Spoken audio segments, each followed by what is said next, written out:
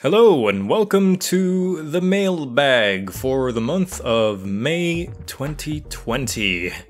It is reaching the tail end of the month and my break is nearly over and I'm very sad but also very happy because I definitely needed this month off.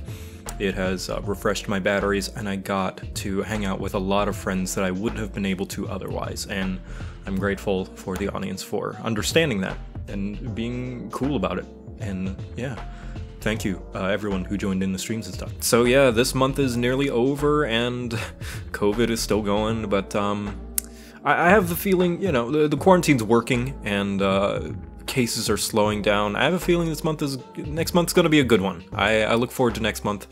I've got some exciting things going on in June, and yeah, I got a good feeling. So let's go through some questions, shall we? Remember, if you would like your question answered, you can leave a comment under this video, and I will look through them. The footage in the background you are seeing is me drawing a Warforged of a very, very large supporter of mine, Actherion. They are very generous and have donated a lot of money, so it was the least I could do for them. This is their character, so yeah. Why you so handsome? I will not take these baseless compliments in my comment section, you nice person you. Do you ever feel like a plastic bag drifting through the wind, ready to start again? I do feel that way. Would you rather fight a horse-sized duck or 10 duck-sized horses? Okay, so I don't know if this is a misinterpretation of the question, because normally it's 100 duck-sized horses. If it's 10 duck-sized horses, I could totally handle 10 duck-sized horses. But if you meant 100, though, that's a different question entirely, because usually people ask 100. If it's 100, that also depends. Is the horse-sized duck only the same mass as a duck, or is it now the same mass as a horse? Are the 100 duck-sized horses still just as dense as they would be as they were regular-sized horses? Because if, in that case, that's still a lot of horses to get through. I think I could handle one large duck. Because if you think about it, although we're scared by these aquatic animals like duck and geese, that's only because we don't want to hurt them.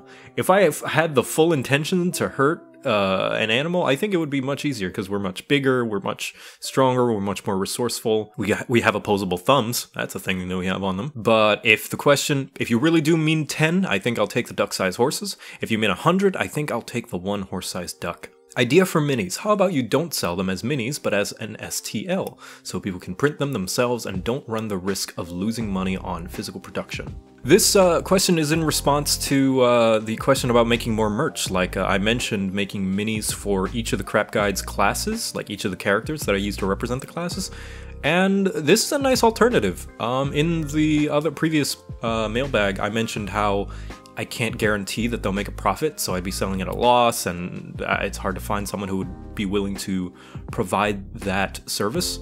But this is an idea. I guess I could hire a 3D modeler. I do know a few. I've hired a couple already for other commissions and projects that may or may not be public, depending on if I ever do anything with them, but or if they just stay personal, like just something for me. But that is definitely an idea. What tabletop RPGs other than D&D have you tried? Are there any you plan to try? Not many. I've played one that was kind of post-apocalyptic that I played with Yarrow Xian, who ran a game for me, Monty Glue, Puffin Forest, and Brachiozoid, I think. But yeah, that was pretty fun. And I have played Starfinder. I played like a couple of years ago when I was back in college with the group I usually play with. It was kind of a short campaign before it kind of petered out. And I have been trying to play one, or rather the group as a whole has been trying to get together and establish a regular schedule to play one, the Whimsy Shrimp crew. So Boozle, Zach, Jetman J, and me, and someone else I think. I don't quite remember the group, but yeah, those are the two that I've really played. I've never played Pathfinder. I'm not too interested in it. I don't know. I don't feel tempted to really try any.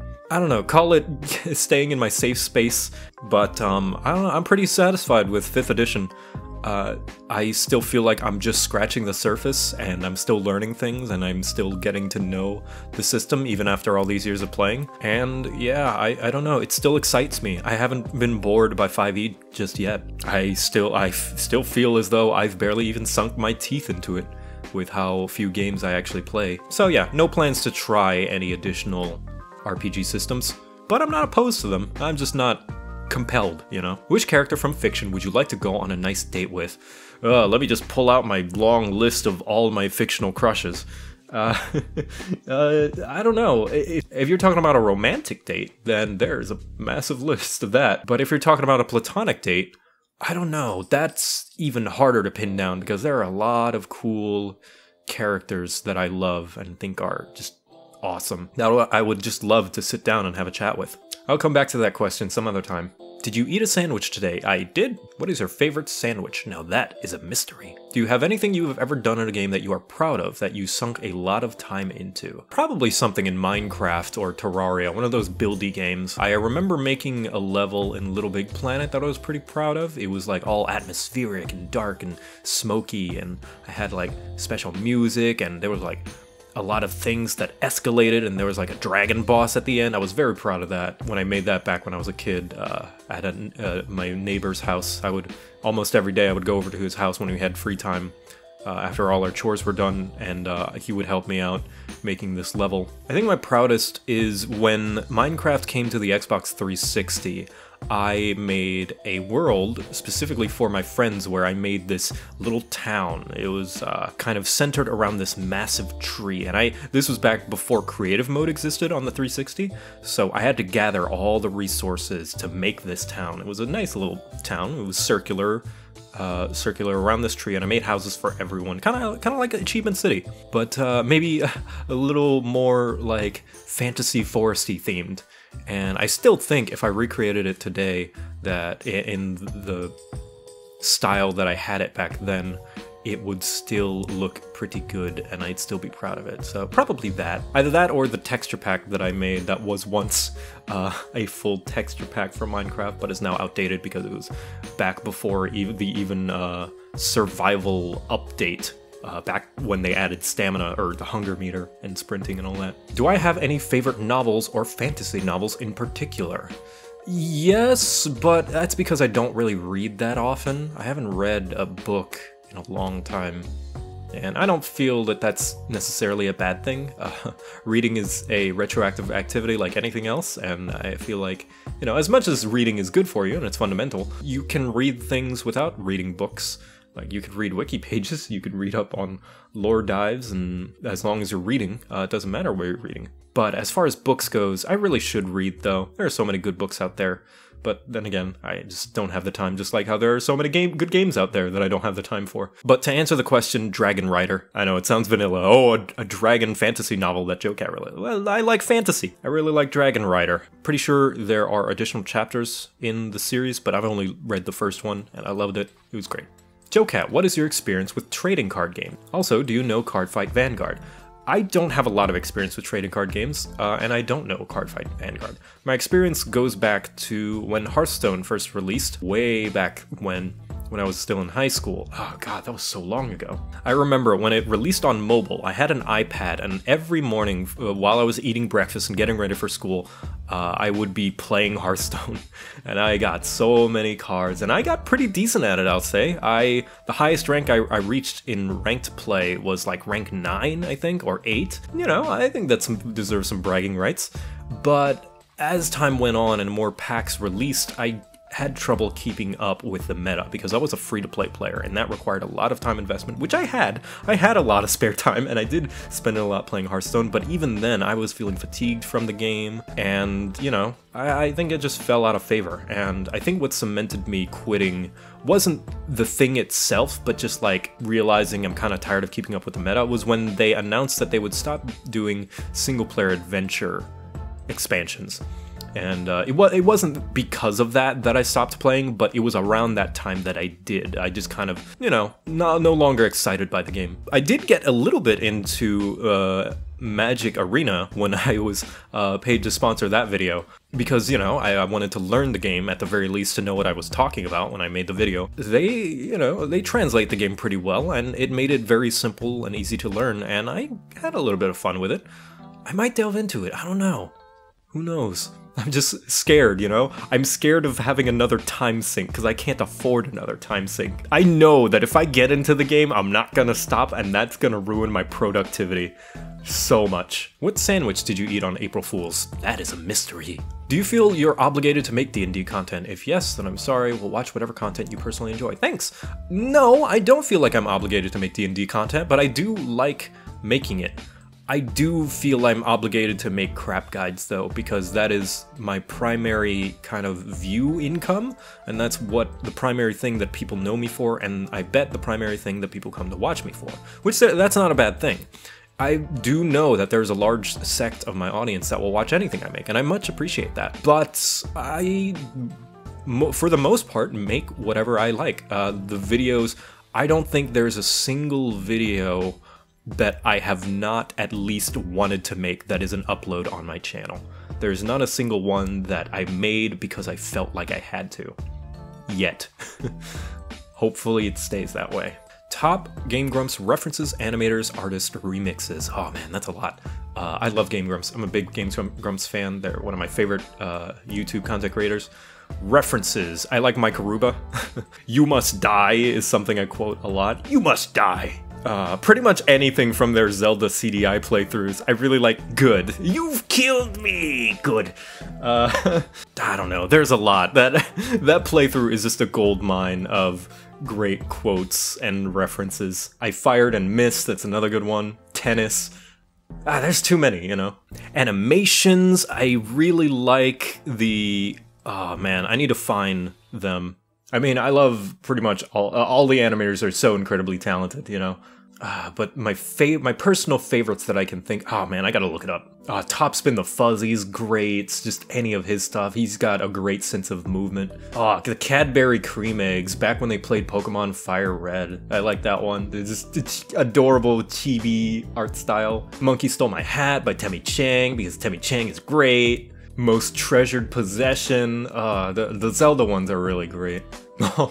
American Accent by James Cunningham, when they had Grey Worm from Game of Thrones on. That one was great. Anything by Shucharu or Shucharu. Their faces are just incredible. Just any single one of those animations, just where Aaron and Dan are losing their minds and just a crazy monstrosity of a face replaces their head. I just spent the past like 10 minutes looking at great Game Grumps anime. Okay, sorry. Sherbies, anything by Sherbies. My favorite one is the house party one where Aaron's getting a blowjob. I just love how the blowjob is represented by literal blowing, like of bubbles or the balloon. And her art style is just so polished and so good. And just her art in general is very, very nice. Oh gosh. And remixes. Mark Zuckerberg, Kirby Rocket Ship, and the Shadow of the Colossus one. That one is on a different level. If you ever get the chance, look up Game Grumps Shadow of the Colossus remix. It is amazing. What's been keeping you sane during this time of crisis? Well, what I've been doing, I guess, is hanging out with friends, talking with them, playing games with them, just the stuff that I usually do. You know what's funny is that with the quarantine going on, my life hasn't really changed that much fundamentally. Like, obviously, I see on social media things going on, but I'm still sitting in my house, playing games, drawing, and not much different. So I guess the stuff that I usually do. Keeping myself distracted, you know. Mr. JoCat, what do you think of the reputation you've earned? It's surreal to think. It's crazy, because I don't feel the kind of impact that I have on people and the influence, but it's there, and whenever people comment, it's like, whoa. And when, especially at PAX Unplugged, when I really felt it, that crowd of people, we packed the theater. That was insane to see that these are people that watch my video. I can't get over it. And it's insane. And I'm incredibly grateful, I guess. I don't know, what is there to say of what I think about it? I think it's awesome. I think it's crazy. I think it's a dream come true. Thank you. Have you ever thought about playing lizard folk in D&D? About as much as I thought about playing any other race. I try to go out of my comfort zone when it comes to characters nowadays. Normally I will only have like a few that I would play again and again, and it's still, that temptation's still there, but nowadays whenever I make or play in a campaign, I like to make a different character with a combination that I've never made, either a class I've never played or a race I've never played. Most recently I'm playing with Cat and her friends in an Eberron game, where I play a Hobgoblin Artificer. I'll throw her up on screen right now. This is also a girl character, which I rarely play. You know, I want to stretch my legs. I want to play everything. That way, I'll have a single character to play for basically every race and every class. I think that's pretty cool. How often do you stream? I always seem to miss it. Well, I mean, it's inconsistent. This month, I've been streaming like once a week or something like that, twice a week. I don't really have a schedule. I used to when I took a break back in August or November? Yeah, November.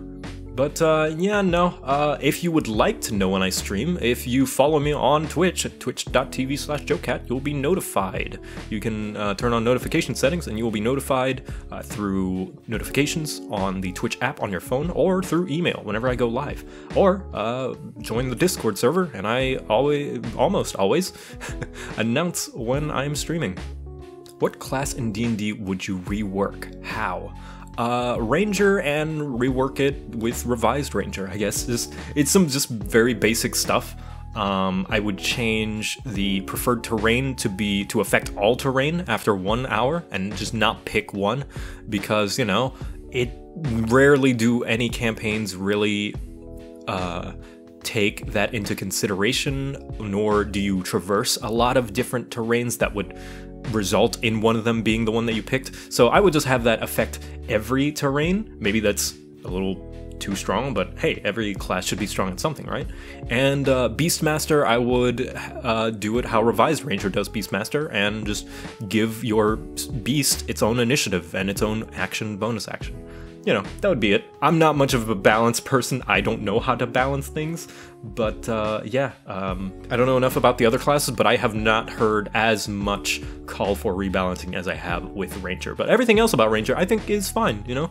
It seems to favor range combat, which is okay. I think it's okay for a class to favor a certain style of combat. Just like how Barbarian favors melee, I think it's okay for Ranger to favor range.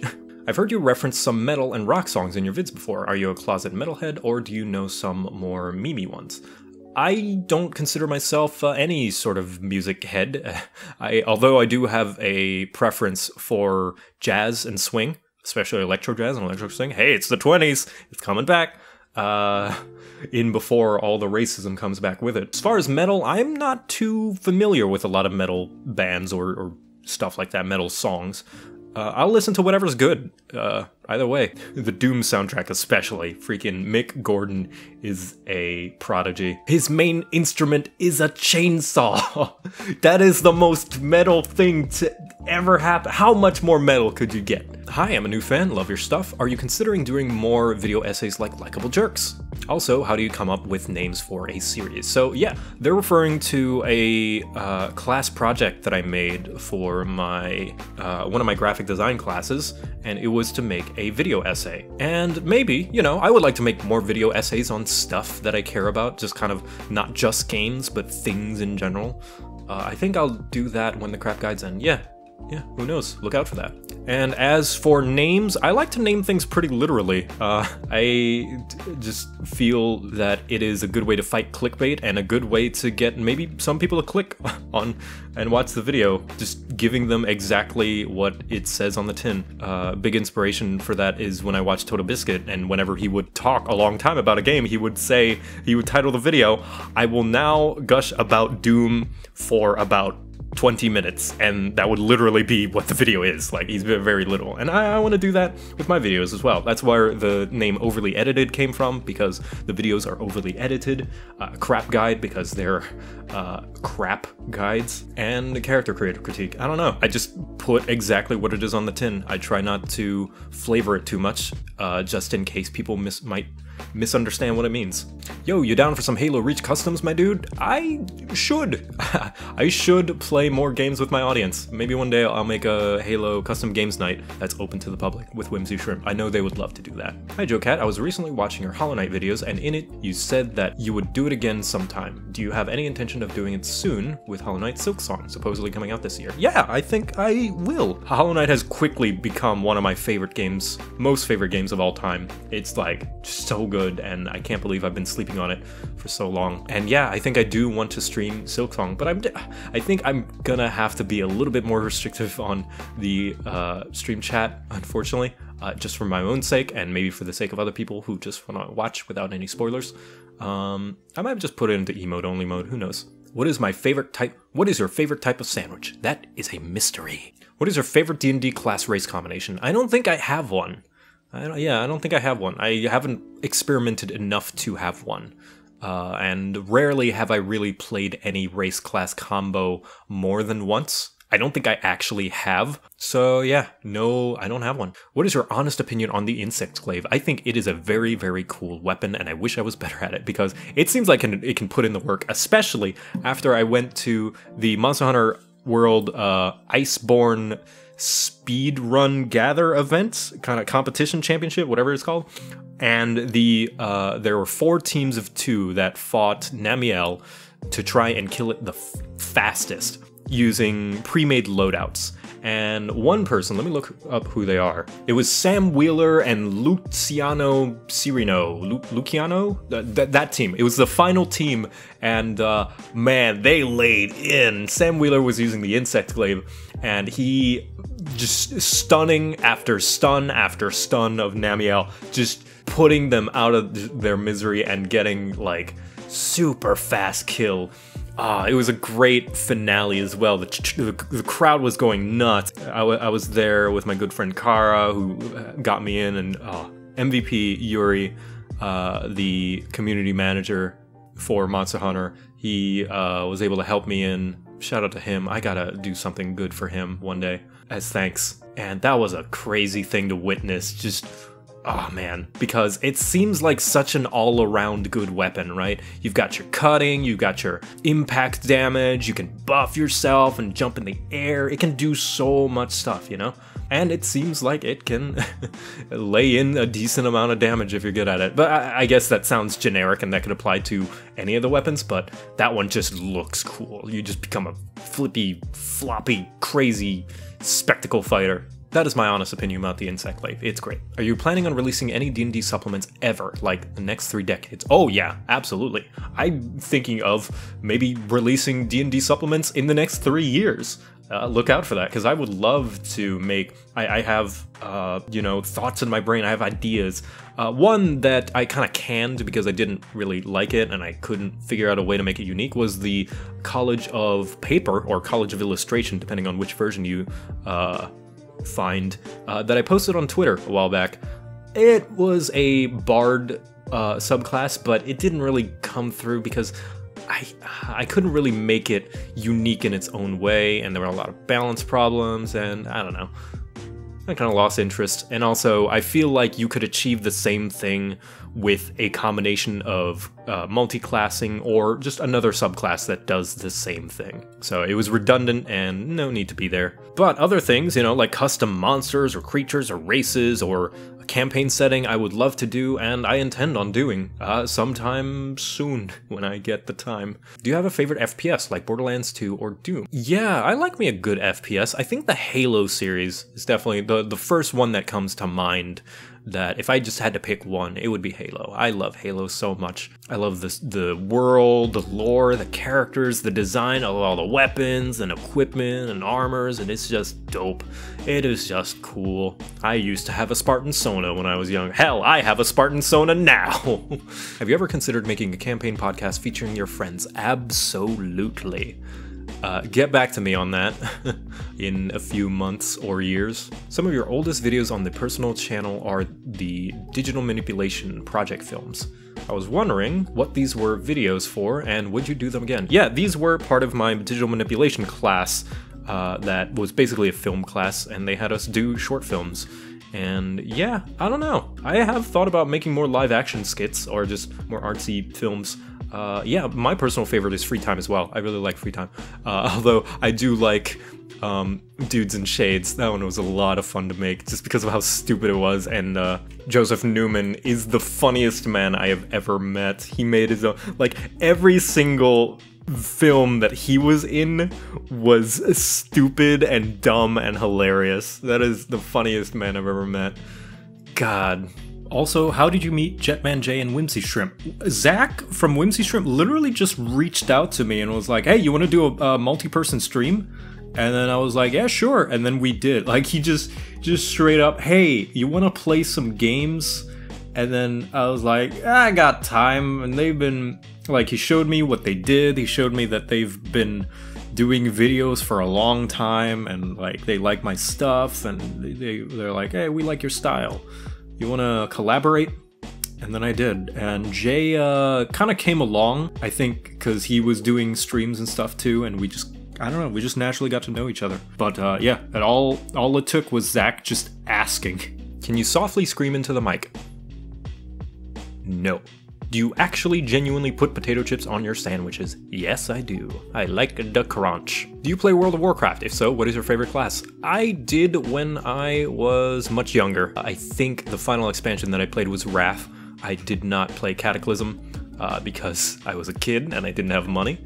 But I had a warrior and a paladin, both human because I'm a boring piece of shit. Is Joe Crap single? Nope, he is married to the Sword and Shield. Sorry. What is your opinion on Cobalts, both stat-wise, character-wise, monster-wise, etc.? I love Cobalts. Cobalts are great. I like to use them as early game fodder and or funny NPCs that the party loves. I love Cobalts. I love just those monster races as much as I love goblins. Are you an ally of the LGBT community or part of it yourself? I love the crap pride to D&D art you posted on Twitter, so I thought I'd ask. Yeah, I made some art of all the LGBT characters that I tried to include and represent in the crap guides, and I drew some on my Twitter, if you want to check that out. I am not LGBT myself, I am straight. I just feel as though I want those people to be recognized and represented in media. I hope that I've done a good job of that, and I hope to continue to do my best to do that because, you know, everyone, it's nice to be acknowledged and represented. I know that as a kid, whenever I saw someone who looked like me in like a primary role or any sort of representation, you know, it would make me feel happy. It's like, oh man, an Asian kid with black hair, and I want to do that for people. Will you do animated D&D stories? Maybe. Soft maybe. Animating is hard and takes a long time, and I have other projects on my mind after the D&D crap guides are over that I want to try out first. Would you do a crap guide to other classes like Blood Hunter or Gunslinger? So this is something that I've answered a lot of times, but I might as well answer it again. Gunslinger, no, because that's just a subclass, and I don't think subclasses there's enough to dedicate a full crap guide to, and I also don't want to do favoritism of like one class getting more attention than another. Also, the fighter video is done. If it ever became official, I would consider including it as a little snippet as a part of the fighter video, but, you know, if it's just a subclass, no. As for Blood Hunter, it's unofficial, and there are multiple reasons why I won't do it unless it becomes official. Firstly, because I don't know if it's gonna go through changes. If I make a video on it, and then because it's not official, it's prone to change. One day maybe Matt Mercer decides to rebalance it, and then my guide will be outdated. And then people are gonna ask me to make an updated guide on it, and then it's just never gonna stop. And because I can't count on this version of Blood Hunter being the final one, right? The second reason is because if I make it on Blood Hunter, people are gonna want crap guides to all unearthed arcana or unofficial material. I just can't do that. I'm sorry. I don't have the will or the motivation or creativity to do things on the Mystic, which is not going to be official, or the, I don't know, whatever other class that people are gonna come up with. The Beast Hunter from Ruby, or the, I don't know, the Unkindled class. Like, I can't, man. I gotta keep it to D&D, Dungeons and Dragons, made by Wizards of the Coast. And if I do one, people aren't gonna stop asking for the others. Hell, they're not gonna stop asking anyway, so I just gotta stick to my guns and do what I feel is right and fit my creative vision. And my creative vision is only official material. So I'm trying to get good at drawing, and I've been doing copying, looking at someone else and trying to recreate it a lot. But I'm still pretty terrible at drawing anything original. Any suggestions for how to draw anything without using something else as a direct inspiration? There's nothing wrong with a direct inspiration as long as you're using it to develop your original art style. I would recommend, if you're trying to get good at the fundamentals of art, take some art classes and learn figure drawing. If you're doing character drawing, learn figure drawing. Look at real bodies and how they shape and form and turn and articulate. Look at real clothes and how they wrinkle and stuff. Learn the fundamentals first, because an art style is your interpretation and your stylization, simplification of the real world.